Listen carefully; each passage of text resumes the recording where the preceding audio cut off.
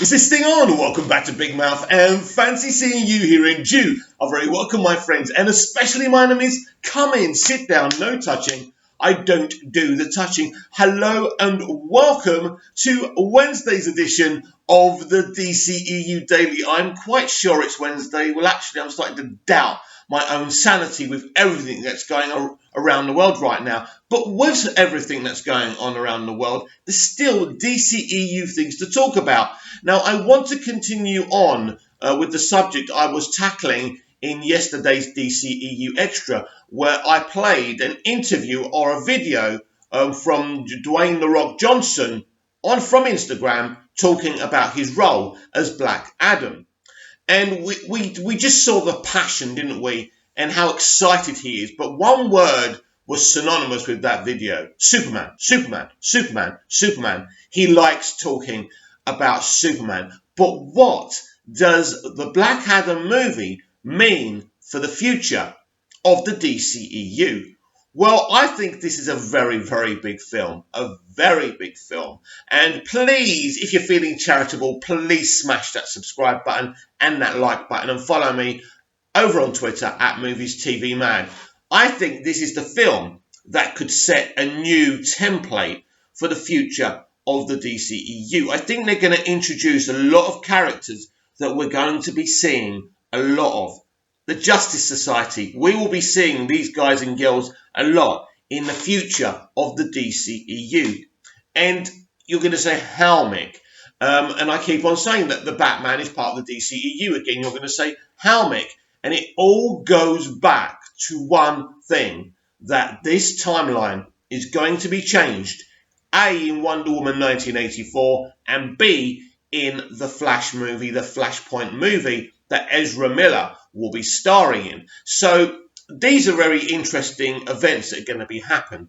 How does the timeline change? How much does it change? And how does that allow it to bring in like the Justice Society of America? Because we know the Justice Society of America are from DC Comics past. They're not a future incarnation. They're a pre-Justice League set of superheroes, right? So how do you get them from the past? What's going on? Is Black Adam set in the past? That I'm not quite sure of. I don't know everything about Black Adam.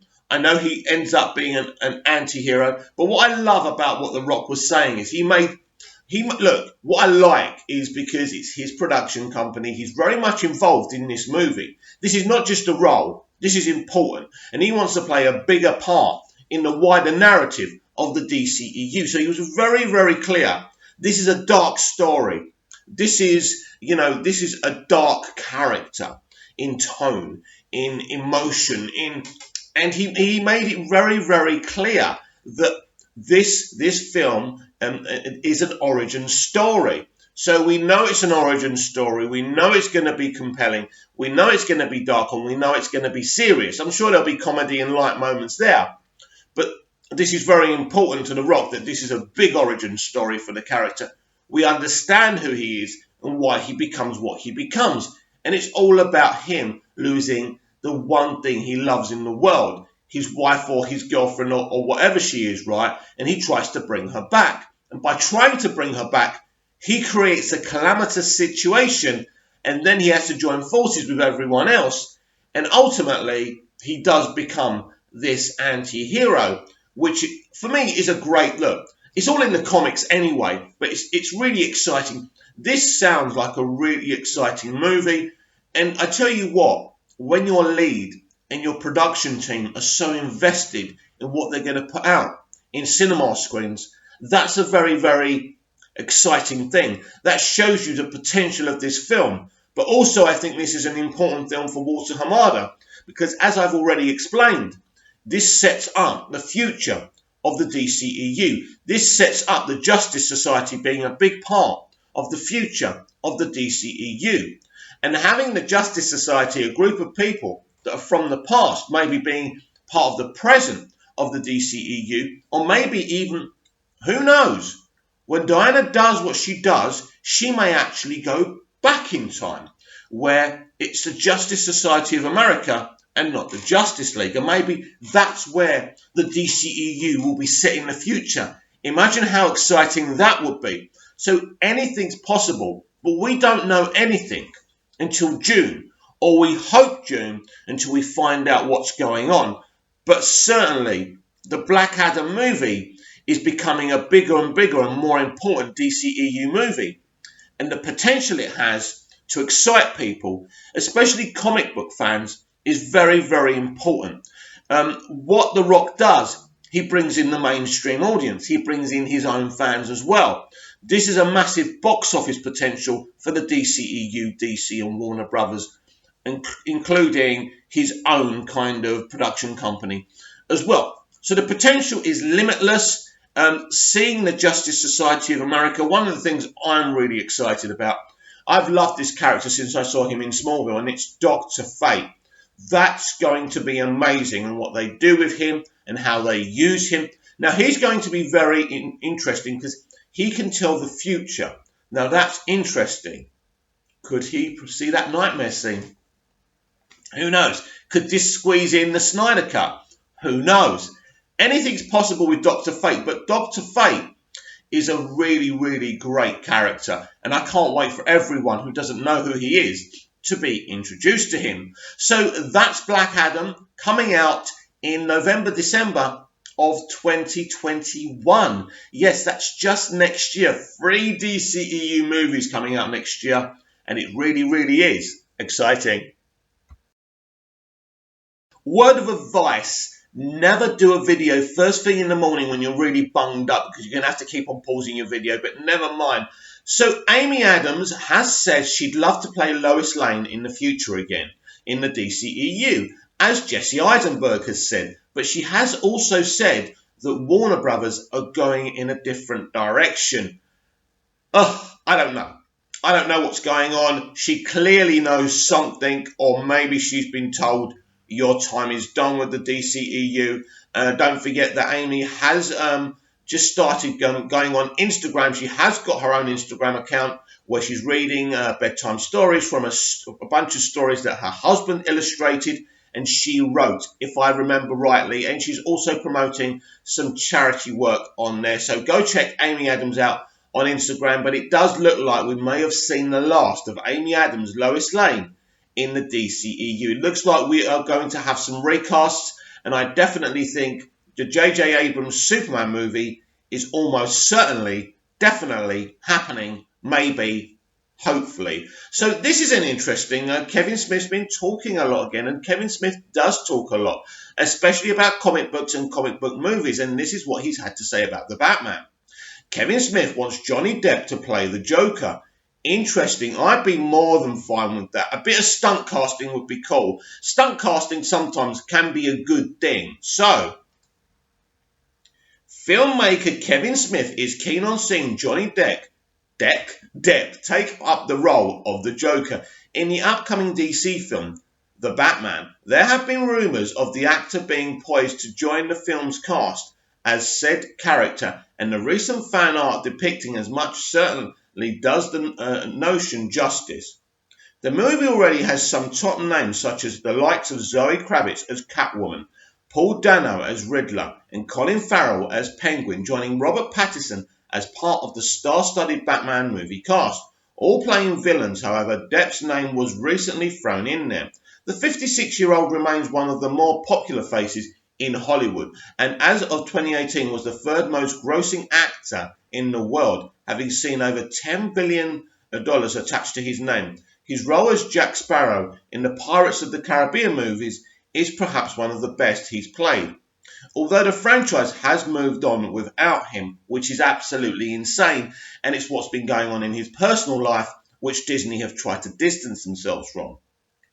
Smith, a respected authority on anything pertaining to Batman, was speaking on a recent episode of his Fat Man Beyond podcast when he addressed a rumour claiming Depp is in talks to play the Joker in the Matt Reeves film. He noted that it was a first in relation to the possibility of Joker being in the Batman against the backdrop of Joaquin Phoenix winning an Oscar for his role as the Clown Prince in 2019. DC hit Joker, a movie that earned over $1 billion at the box office, with Smith declared that Depp would be fucking perfect for the role of the character who won both Phoenix, who won both Phoenix and the deceased Heath Ledger Oscars. He did go on to downplay the possibility, but pointed out that it would be a lot of fun if Depp were to land the part, if there is one. Meanwhile, while Warner Bros. Put the production of the Batman on hold, let me see if there's anything worth reading. While it would be great to see Depp take on the form of the Joker in the Batman, it's more unlikely than it is likely. Boring. There are already 3 villains involved, 4 if you count Carmine Falcone, played by John Turturro. And there is the feeling that a Joker would simply be too much giving his engulfing character. If there was any hint to the casting rumours, though, it's possible the role could be a small one, setting up a potential sequel. Still, for now, the fans will have to wait and see if the Joker faces off against Pattinson's Dark Knight in the Batman for a future movie.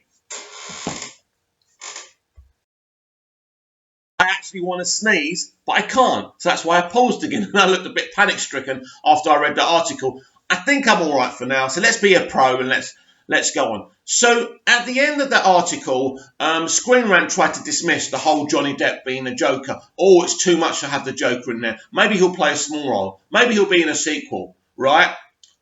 Joaquin Phoenix's The Joker is part of an offshoot movie, a limited movie, right? It's not in the DCEU as far as we know. And, you know, we've already been told by Todd Phillips that's never going to happen, even though we've hoped for it to happen. So Joaquin Phoenix's Joker is nothing to do with the DCEU. The DCEU must have a freaking Joker, right? It would be nuts for him not to be introduced or cameo in the Batman. Now, the argument against it is ridiculous. Oh, well, you know, there's already 4 criminals. Yes, so what? This is a murder mystery noir story where Batman and Bruce Wayne are going to come into contact with all these villains from the rogues gallery because he's trying to find out who's responsible for a crime. This is what the Batman is. So you would like to think that the Joker would be involved in that. What do I think about Johnny Depp playing the Joker? I think it would be amazing.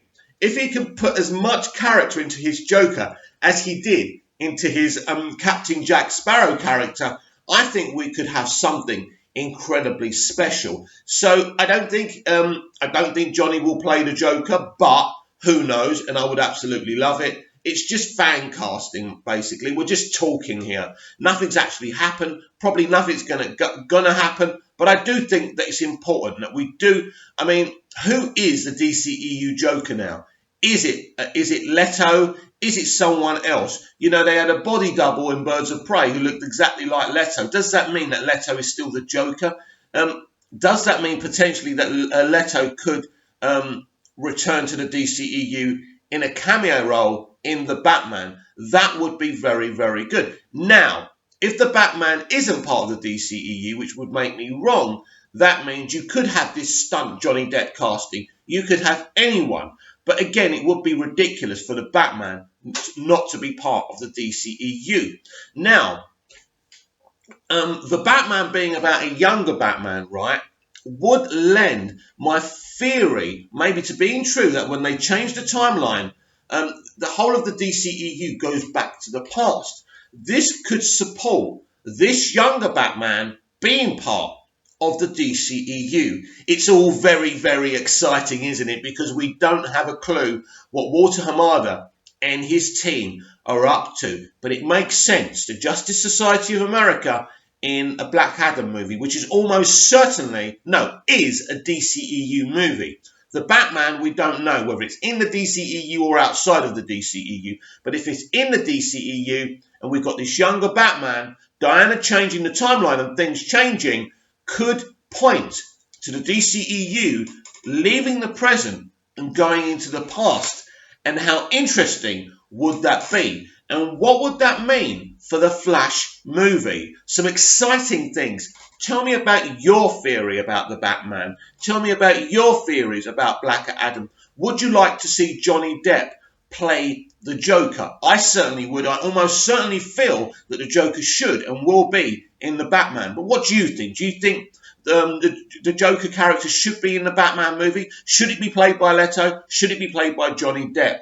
It's very interesting. It's very exciting. Comment down below, like, share and subscribe, and I'll be back tomorrow with even more DCEU Daily. And if anything breaks, there'll be more DCU Extra later on. Who knows? You may see me sooner than you think. Sorry about that, but that's life. See you later.